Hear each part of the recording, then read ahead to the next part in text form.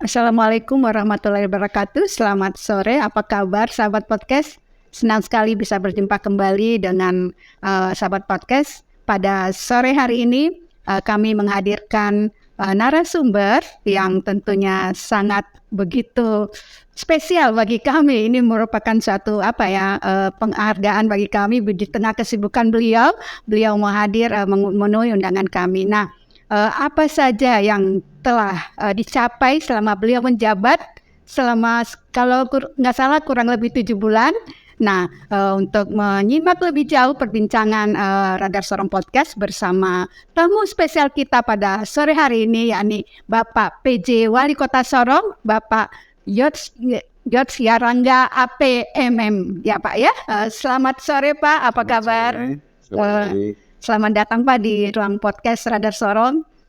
Gimana Pak, di tengah kesibukan hari ini, kira-kira apa yang menjadi konsen dari Bapak sendiri untuk penataan Kota Sorong pada saat sekarang? Ya, terima kasih Ibu Ros. Ibu Ros ya. Senang sekali saya boleh ada juga di sini di Radar Sorong. Sorong.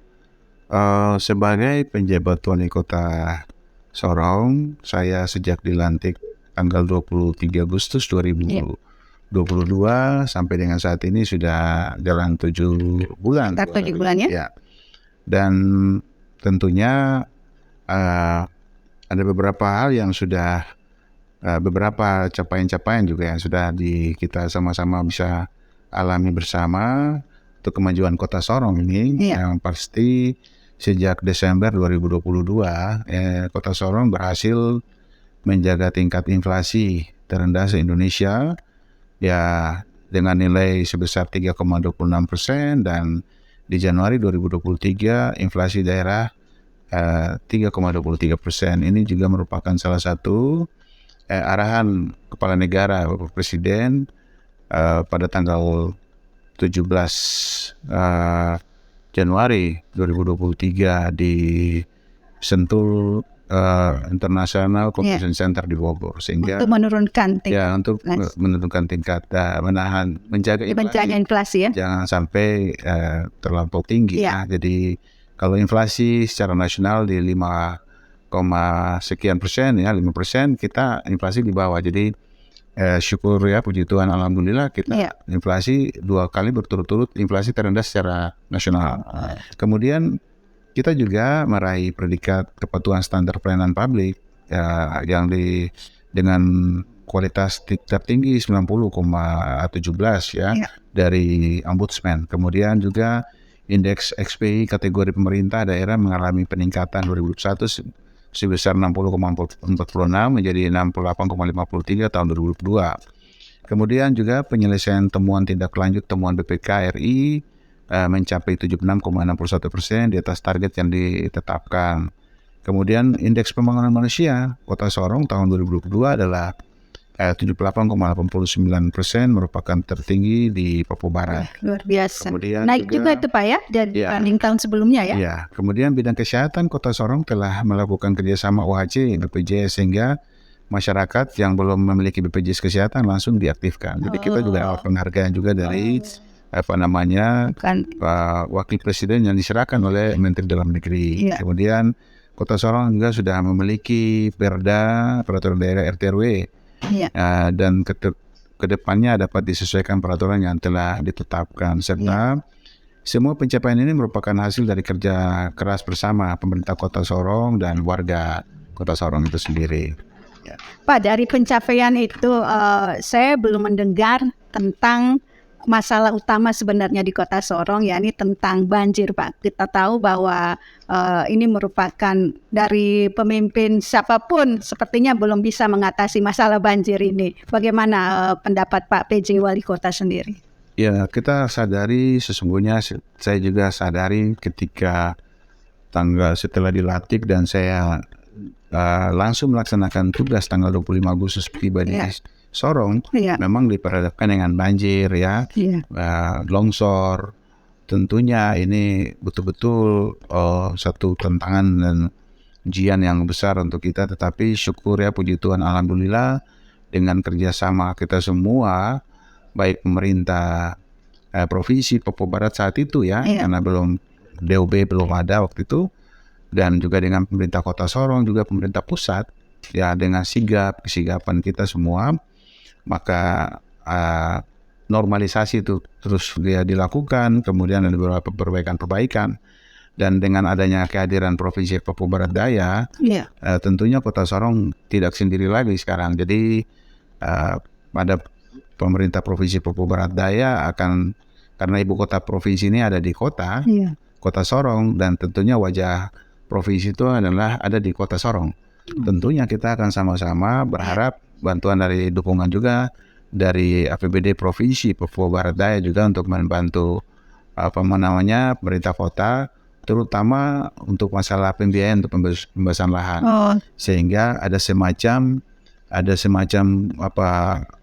embung atau kolam retensi yang memang harus kita siapkan, sehingga itu menampung sementara kalau ketika hujan deras itu bisa menampung dulu, sehingga nanti pada saat air pasang tidak akan menimbulkan banjir. Air ketika surut baru dibuka untuk air bisa keluar lagi. Jadi memang itu yang beberapa kali terjadi. Kita lihat bahwa karena belum ada semacam kolam, semacam penampung, itu yang selalu mengakibatkan ketika air pasang dan hujan itu dia pasti meluap. Nah, jadi itu yang kami sudah diskusikan, berharap bahwa kehadiran Provinsi Papua Barat Daya juga akan membantu pemerintah kota untuk menyelesaikan hal ini. Ya.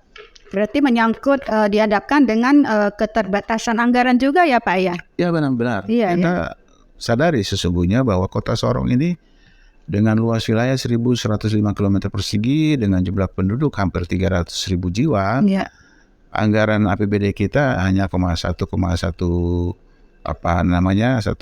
triliun.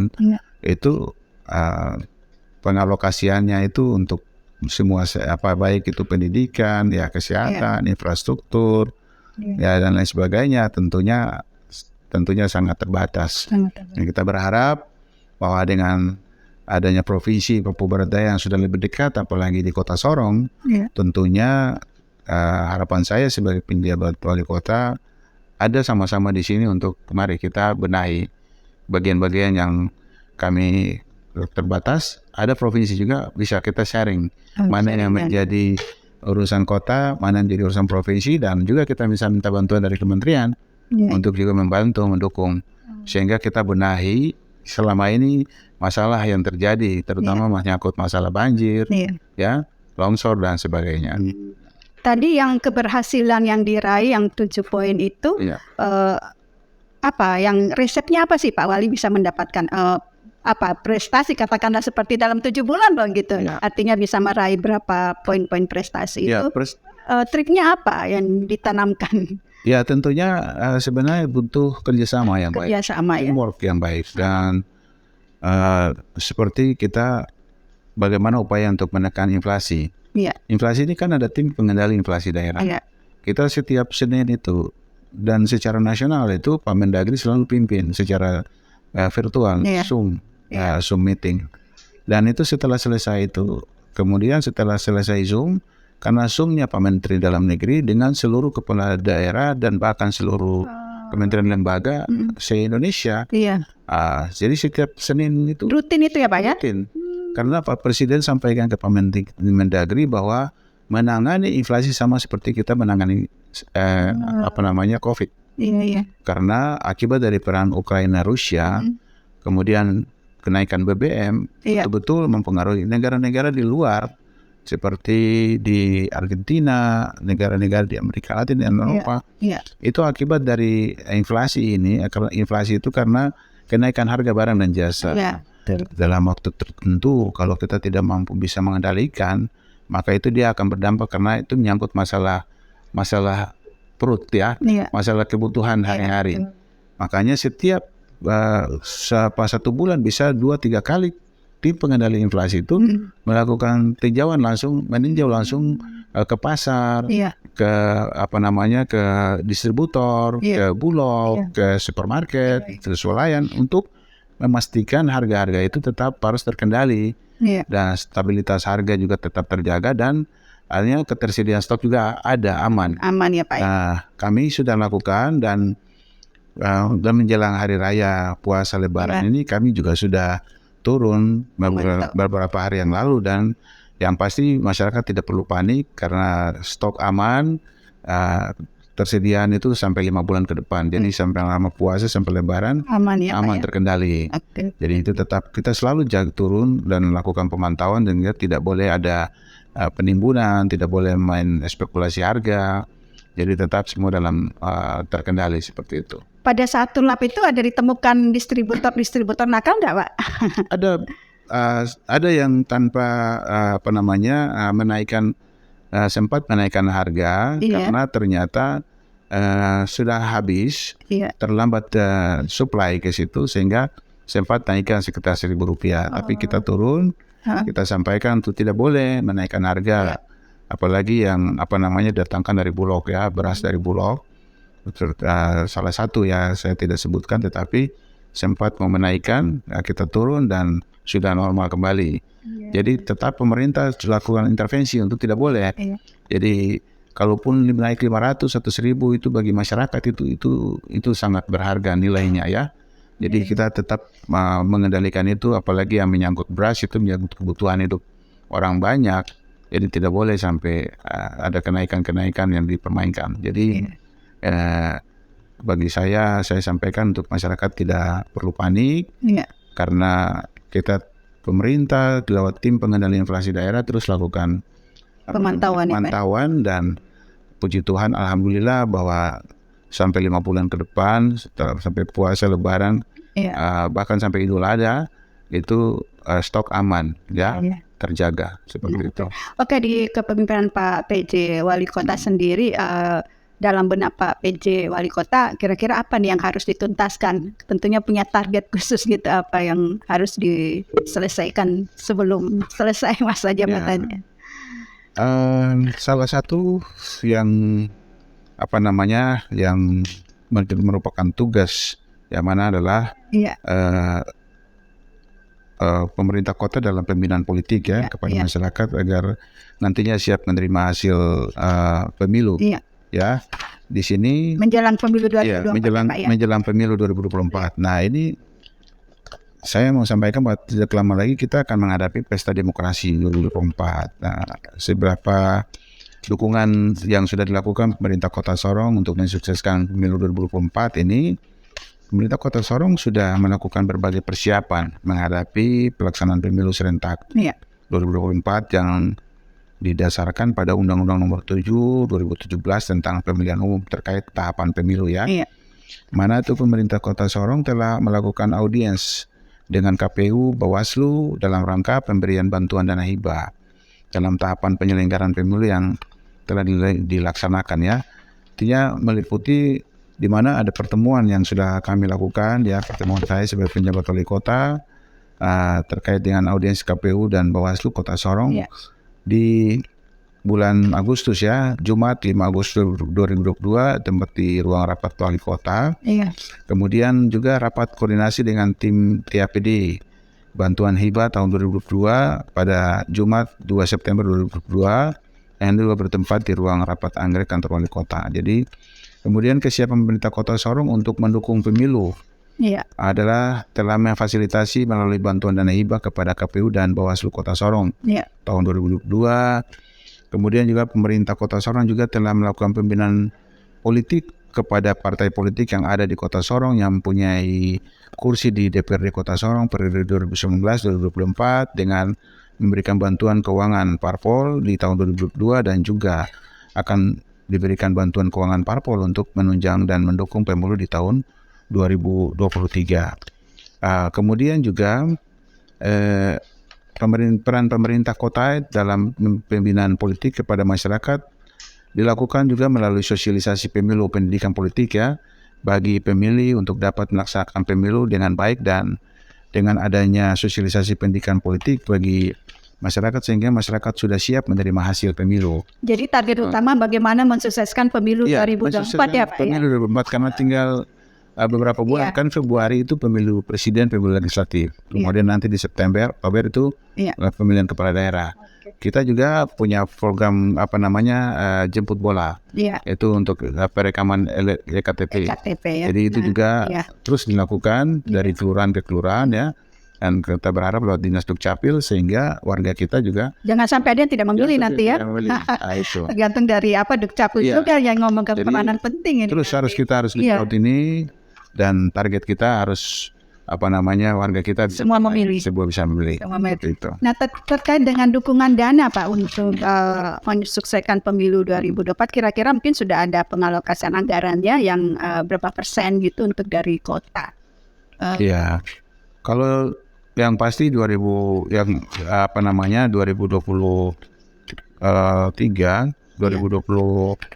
yang tadi saya sudah katakan tadi ya kita sudah alokasikan untuk KPU dan Bawaslu 2023 ini juga ya tentunya sampai pemilu ya kita sudah siap menyiapkan itu ya untuk pemilu ya. Itu ya. Jadi tidak ada lagi kata aduh ini Pemkonek macam tidak dukung jadi terada karena Pak PJ juga punya komitmen yang besar untuk mendukung dari sisi pendanaan anggaran. Penyelenggaraan pemerintah berjalan baik dan juga pemilu juga harus sukses. Iya betul. Jadi tentunya kita harus siap ya untuk mensukseskan itu. Menyangkut ASN nih Pak, terkait dengan pemilu 2024 juga, gimana komitmen Bapak sendiri terhadap ASN yang siapa tahu mungkin mereka ikut terlibat di dalamnya. Ini kan juga cukup konsen yang perlu diperhatikan ya Pak ya.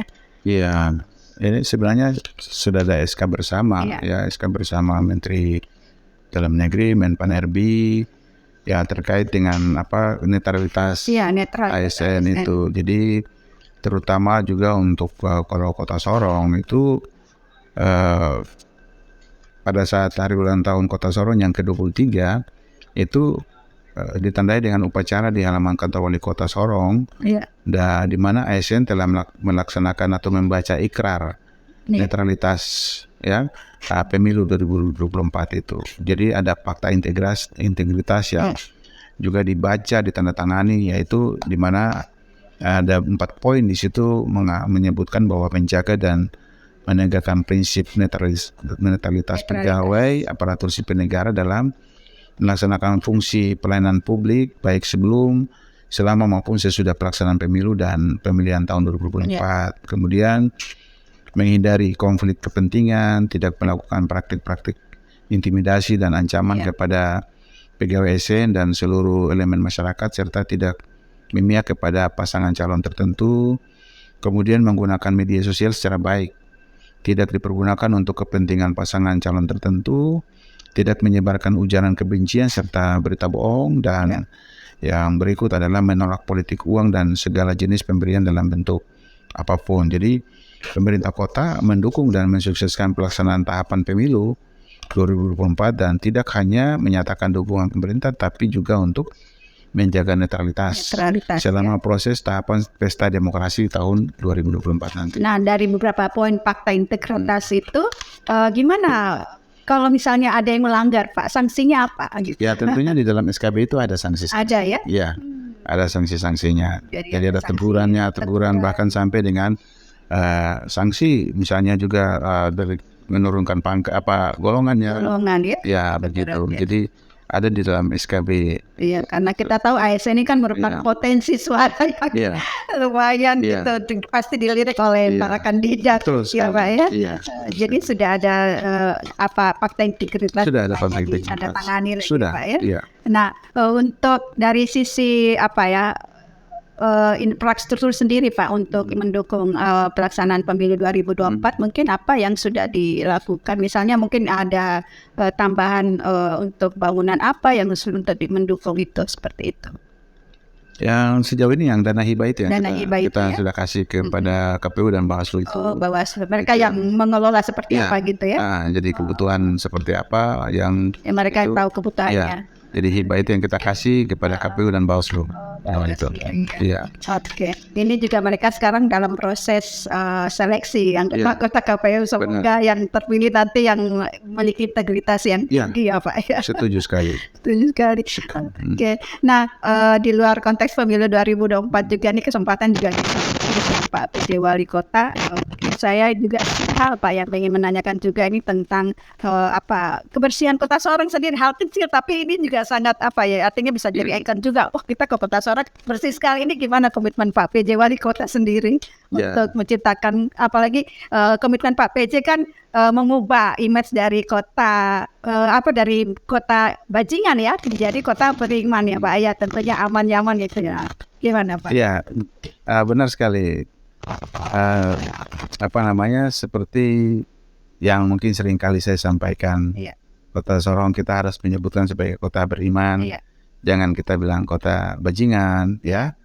Ya, karena hanya ingin merubah image ingin merubah image bahwa Kota Sorong, kota bajingan harus dihilangkan dari pikiran masyarakat, terutama generasi muda bangsa Indonesia ya. Di mana setiap pernyataan yang disampaikan setiap orang pasti mengandung berkat dan juga mengandung kutuk ya. Karena apa yang kita ucapkan itu, misalnya kalau kegiatan kota bajingan kepada Kota Sorong sangat negatif, memicu tindakan kriminal serta keributan. Maka sejak saya sebagai penjabat wali Kota Sorong ya, saya ingin untuk merubah image Kota Sorong ini jadi kota yang bersih, indah, aman dan nyaman. Ya, menuju kota beriman. Itu tujuannya adalah mendatangkan berkat bagi masyarakat di Kota Sorong yang heterogen. Jadi kalau kita selalu mengucapkan kata-kata yang dengan kata iman, siapapun agama itu kan kata-kata berkat, dan kita mendoakan Kota Sorong supaya kalau Kota Sorong sejahtera, kita juga sejahtera. Itu sebenarnya. Nah, kemudian itu saya kira itu, dan kemudian memang menyangkut masalah penanganan sampah. Saya inginkan juga kepada warga masyarakat Kota Sorong supaya memang kita secara bertahap kita mulai menyiapkan untuk armadanya, untuk macam kontainernya, supaya juga kepada pengembang yang lagi membangun perumahan juga kalau boleh mereka juga siapkan tempat penampungan atau bank sampah, sehingga rumah-rumah perumahan itu jangan warga juga membuang sampah sembarang. Dan kalau boleh sampah juga dibuang pada jam 6 sore sampai malam ya, karena pagi itu bak sampah atau truk sampah petugas sudah datang angkat. Jadi kalau boleh jangan dibuang di siang hari. Kan kelihatan tidak menarik. Terus buang lagi.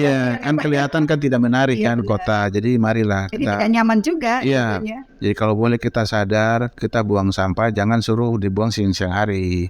Kalau boleh sudah mau gelap-gelap ya, 6:30 sampahnya kalau boleh dimasukin di kantong yang rapi-rapi. Di kantong yang rapi supaya juga tidak kelihatan berserakan begitu. Ditaruh di tempat yang aman sehingga di tempatnya di kantong yang rapi sehingga memudahkan juga petugas untuk jadi mari itu juga bagian dari kita menjaga kebersihan kota, juga bagian dari ibadah sebenarnya, kan? Kalau kita menjaga kebersihan. Jadi saya inginkan sebagai penjabat wali kota, karena Kota Sorong ini juga akan menjadi kota modern. Sorong akan menjadi kota modern yang jadi rumah besar bagi kita semua. Apalagi kita tahu bersama daerah reklamasi di kawasan Tembok itu sudah groundbreakingnya pada tanggal 15 Maret kemarin sudah, dan itu akan terbangun di sana. Akan menjadi ikon itu nantinya Pak ya? Jadi nanti ada ruko, ada mall, ada hotel bintang 3, bintang 4. Jadi itu artinya bahkan kemajuan yang akan cukup pesat di Kota Sorong, apalagi sudah jadi ibu kota provinsi. Jadi saya mengajak kepada warga masyarakat kota, kita semua mari Kota Sorong kota yang heterogen, Sorong sebagai pintu masuk, pintu transit, kota transit, tetapi juga pelabuhan Sorong yang ada di Kota Sorong Pelindo ini sudah menjadi pelabuhan hub di kawasan timur. Jadi tentunya mari kita siapkan SDM kita yang unggul, karena Sorong juga sebagai kota jasa, kota industri, kota perdagangan. Kita harus siapkan SDM kita yang unggul untuk mari melihat peluang bukan hanya sebagai kota transit, tetapi juga sebagai kota pelabuhan untuk ekspor Indo-Pasifik. Jadi sekali. itu yang harusnya kita siapkan itu. Wujudkan itu ya Pak ya. Itu. Harus diwujudkan obsesi-obsesi itu ya Pak. Obsesi itu kita harus tunjukkan. Oke, saya kira demikian sahabat podcast perbincangan kami dengan Pak VJ Wali Kota, singkat tapi berisi. Kata orang bilang dia daging semua. Jadi semoga apa yang ingin diwujudkan bisa tercapai di kepemimpinan beliau. Kita mendoakan semua Pak VJ Wali Kota sukses terus dan selanjutnya dengan karir yang lebih cemerlang tentunya Pak ya. Oke, baik sahabat podcast, saya akhiri perbincangan kami pada sore hari ini. Semoga sahabat podcast juga selalu sehat-sehat ya, dan jangan lupa komen ya, like untuk eksisnya channel kami Radar Sorong Podcast. Baik, wassalamualaikum warahmatullahi wabarakatuh. Selamat sore. Waalaikumsalam. Terima kasih.